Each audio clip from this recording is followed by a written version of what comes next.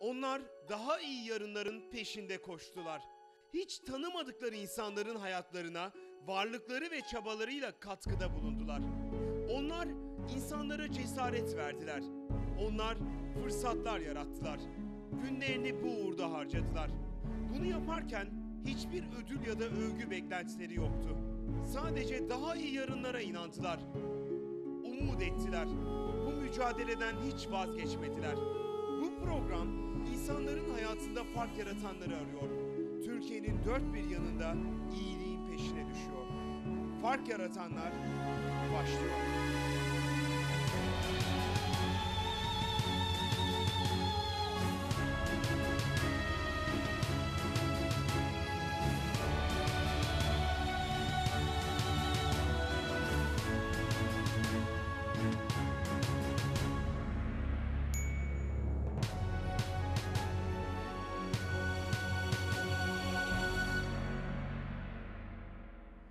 Sevgili seyirciler, yeni bir Fark Yaratanlar programına hoş geldiniz. İyiliğin peşine düşüyoruz. Anadolu'nun dört bir tarafında aranızda bulunan fark yaratanları arıyoruz. Programımızda bu insanlara bir anlamda teşekkür ediyor ama daha da önemlisi sizin gibi pek çok insanın bilmediği bu fark yaratanların ne kadar ilham verebileceğini, ufak ya da büyük yaptıkları işlerin insanların hayatına nasıl katkısı olabileceğini gösteriyoruz. CNN Türk ekranlarında Sabancı Vakfı'nın katkılarıyla iyiliğin peşine düşüyoruz. Bugün sizleri Diyarbakır'a götüreceğiz. Diyarbakır'da suç oranının çok yüksek olduğu mahallelere gireceğiz. Hep beraber bu mahallelerde unutulmuş onlarca binlerce insanlara kucak açan bir vakfı bizzat kurucusunun ağzından dinleyeceğiz.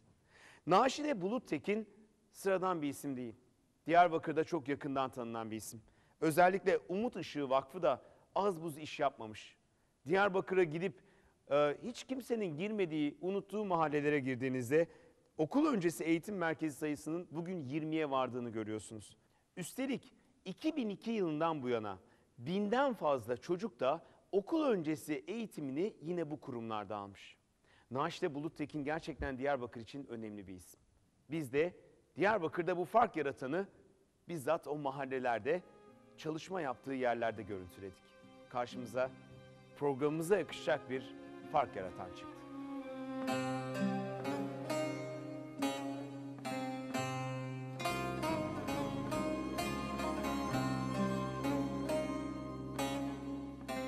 Büyük şehirlerin caddeleri vardır. Birçok şehir bulvarlarıyla, sonu gelmeyen geniş caddeleriyle hatırlanır. Ama adı bahiste geçen büyük şehir Diyarbakır'sa, Diyarbakır'ın sokakları vardır. Başka şehirlerin geniş caddelerine inat, Diyarbakır 1 metrelik sokaklarda kimlik bulur kendini.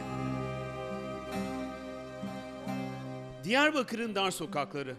Dar sokakların eskimeyen taşları binlerce sırrı da içinde saklar. O sokaklarda yürüyen gençlerin hayalleri, işsiz bir babanın dramı, üniversiteyi kazanan bir kızın heyecanı sokaklara kazınır. Sokaklar hem bir yazar hem de bir sır saklayandır.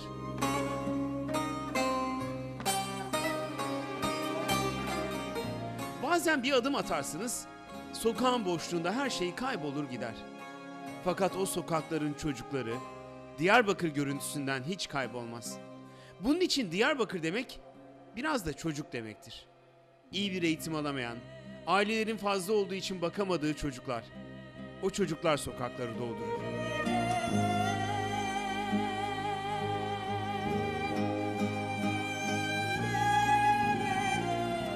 Özellikle 90'lardan sonra yaşanan köyden kente göçle Diyarbakır'a gelen aileler halen uyum süreci yaşıyorlar.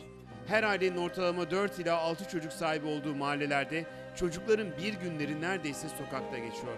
Annelerin gerekli eğitimlerinden yoksun kalması da bu duruma eklenince çocuklar sokakların zor şartlarında adeta kendi kendilerine büyüyorlar. Ancak grift bir bilmeceye dönüşen bu sorun son yıllarda özverili bir projeyle çözülmeye çalışıyor. Her şeyi devletten beklemeyen bir grup gönüllü kadın ev ev dolaşıp aileleri ziyaret ediyor ve hem çocuk hem de anne sağlığı konusunda eğitimler veriyor. Bu cesur oluşumun ardındaysa fark yaratan bir isim bulunuyor.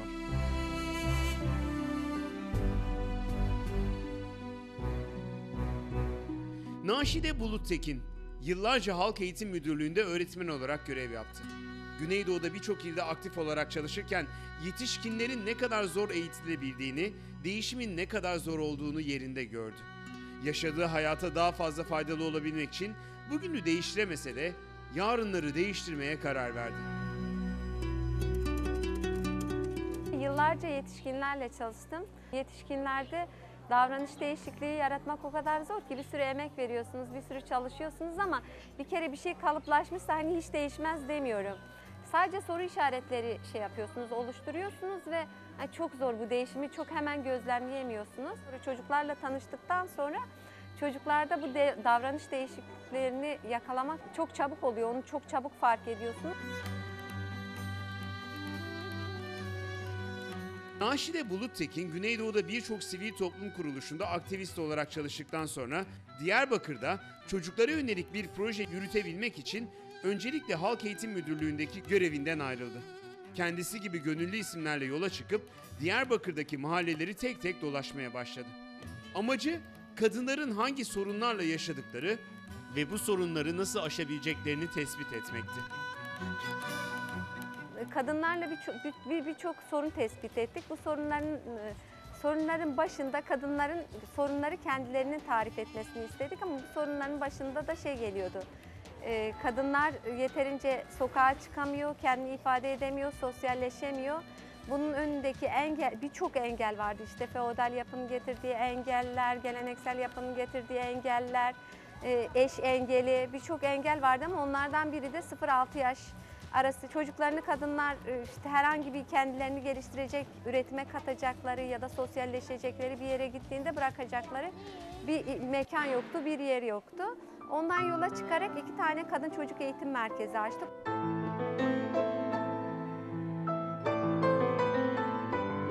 Buluttekin ve arkadaşlarının ilk adımı sivil toplum kuruluşlarının desteğiyle ücretsiz bir kreş açmak oldu. Çocukları sokakta oynamak yerine kreşe davet ederken ilk hedefi hem çocuklara biraz eğitim vermek hem de anneleri biraz olsun hayata dahil edebilmekti. 2004 yılında kurduğu Umut Işığı Kadın Kooperatifi ile çocuklar için ilk kreşlerini nüfusun kalabalık olduğu mahallelerde açtı. Burada günleriniz nasıl geçiyor? Çok güzel. Neler yapıyorsun? Şarkılar söylüyoruz, çalışıyoruz, albane çalıyoruz, sonra oynuyoruz. Mesela ailem buraya dedi git oraya. İşte buraya gelip zamanımı geçiriyorum burada. Yapıyoruz, kitaplar yapıyoruz. Burada arabane çalıyoruz, satranç oynuyoruz. Bizim burada oynadığımız değişik oyunlar var. Çok eğleniyoruz burada.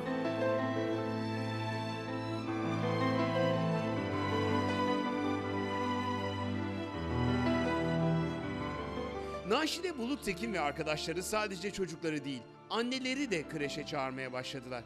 Ama birçok annenin aile yapılarından dolayı kreşe gelemediğini görünce onlar annelere gitmeye karar verdiler ve yollara düştüler.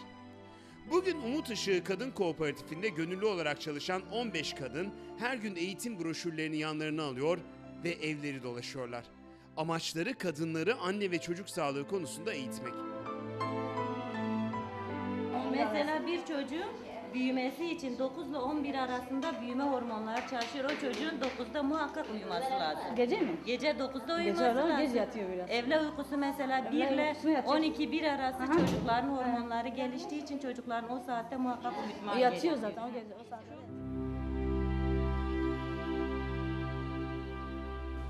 Daha önce hiç böyle bir eğitim aldınız mı? Nasıl? Böyle bir eğitim almış mıydınız daha önce? Hayır. Eğitim ama kendim şeyimle çabamla yapıyorum. Peki neler öğrendiniz örneğin şimdi? Nasıl? Şimdi neler öğrendiniz anlatılanlardan? Çok şeyler öğrendim yani. Neler kaldı aklınızda? Neleri yanlış yapıyorsunuz? Tuvaletin şeysi kaldı kafamda. Kalkıp oturmasını, böyle saygılı, efendi olmasını isterim yani. Ben kendi çabamla onu yavaş yavaş geliştiririm yani.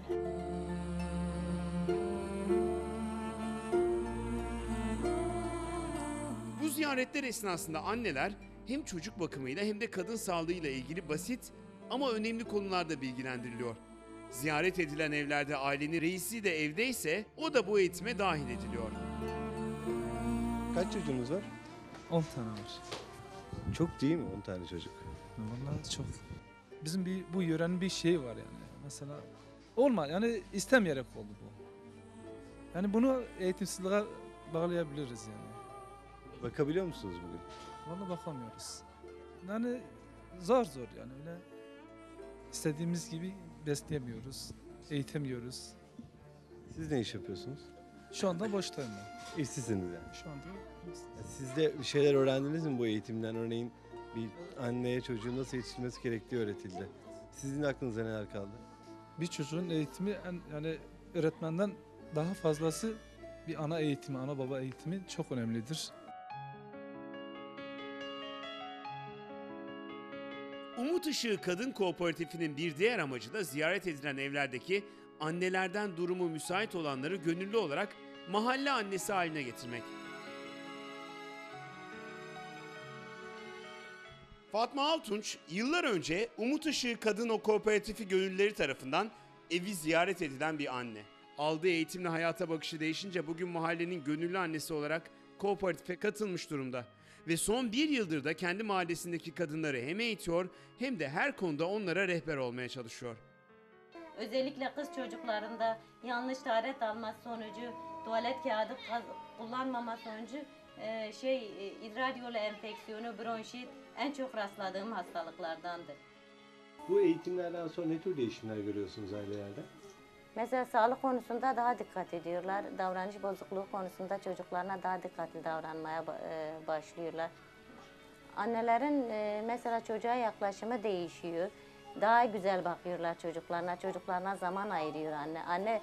Görüştüğüm annelerin birçoğu mesela ben diyorum ya annen çocuğunuzla kaliteli 1 saat bile olsa oturun onunla ilgilenin, konuşun. Çocuğu birey olarak kabul edin ve bu eğitimlerden sonra birçok annenin değiştiğinin farkına varıyorum.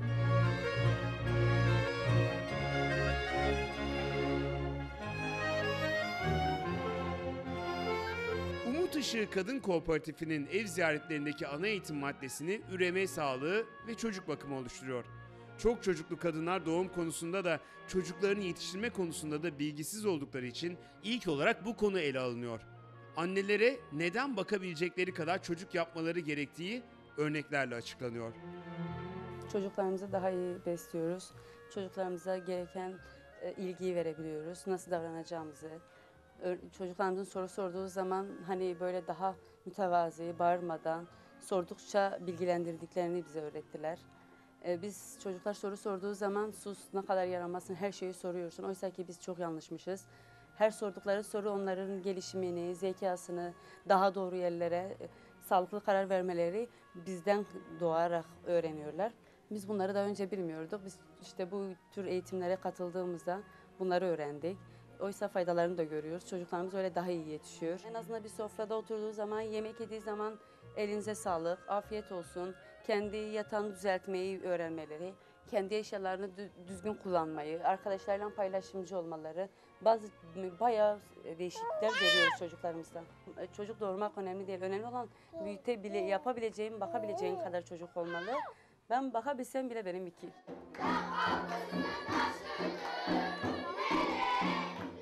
Annelerin eğitimleri evlerde tek tek devam ederken Umut Işığı Kadın Kooperatifinin ücretsiz kreşinde de çocukların eğitimi sürdürülüyor.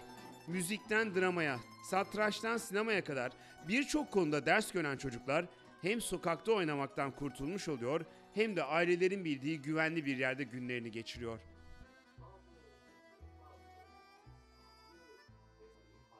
En çok nelere ilgi gösteriyor çocuklar? En çok müzik, drama, bu tür faaliyetleri. Biz çocukların sokakta oynamasındansa burada oynamasına ve sevdikleri şeyleri yapmasına teşvik ediyoruz ve onlara soruyoruz. Ne tür faaliyetler istiyorsunuz? Onların isteklerine göre düzenliyoruz bunları. En çok ritim, drama, folklor bunlara ilgi gösteriyorlar. Satrancı çok sevdiler çünkü okulda yeteri derecede öğretmiyorlar. Bilgisayara çok ilgi gösteriyorlar.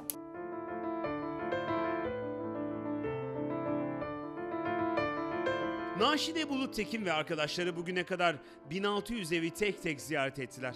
Annelere doğru anne olmayı, çocuklara hayata güzel bakmayı öğretmeye çalıştılar.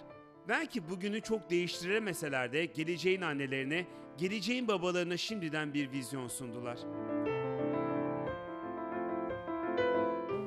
aynı zamanda sahada çok yoğunluklu olarak şey de veriyoruz. Üreme sağlığı, mahalle anneliğinin yanında üreme sağlığı eğitimi de veriyoruz. Yani ben hani 10 yıldır bu işi yapıyoruz ve ben öyle olduğunu düşünüyorum. Burada kadınlar kendilerini her türlü üretimin dışında oldukları için kendi çocuk doğurarak da ifade ediyorlar. Neredeyse 8-9 yıldır çalışıyoruz. Biz daha çok işte merkeze gelen çocukları okullarda takip etmeye çalışıyoruz. İşte 0-2 yaşından itibaren aldığımız çocuklardan daha bugüne kadar suça karışma oranı hani istisna da olsa görmedik. Onları elimizden geldiğince takip etmeye çalışıyoruz. Okul başarılarıyla ilgili çok ciddi yükselmeler var. Onları takip ediyoruz. Karşılaştırmalar yapıyoruz.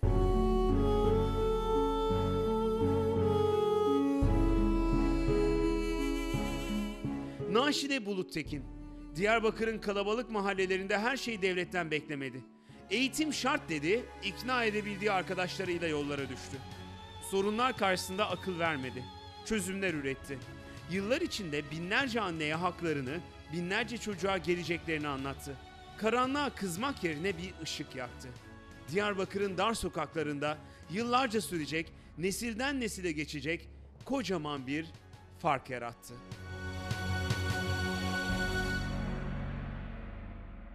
Sevgili seyirciler, Naşide Buluttekin'in hikayesini izledik. O da bir fark yaratan. Aranızda onlarcası, yüzlercesi olandan sadece bir tanesi. Fark Yaratanlar programında birkaç konuyu ön plana çıkartmaya çalışıyoruz. Sağlık, eğitim, ekonomi ve sosyal hizmetler alanında Türkiye'nin dört bir tarafında çalışan ve fark yaratan insanları bu programa taşıyoruz. Bir anlamda onlara teşekkür etmeye, diğer anlamda da bu insanlardan haberdar olmayan ya da böyle şeylerin yapılabileceğini düşünmeyen sizlere ilham vermeye, ilgiyi göstermeye, iyi haberleri anlatmaya çabalıyoruz. Siz de eğer bir fark yaratan olduğunuzu düşünüyorsanız ya da etrafınızda bir fark yaratan olduğunu düşünüyorsanız çok kısa bir aradan sonra programımızda vereceğimiz adreslere başvurun lütfen.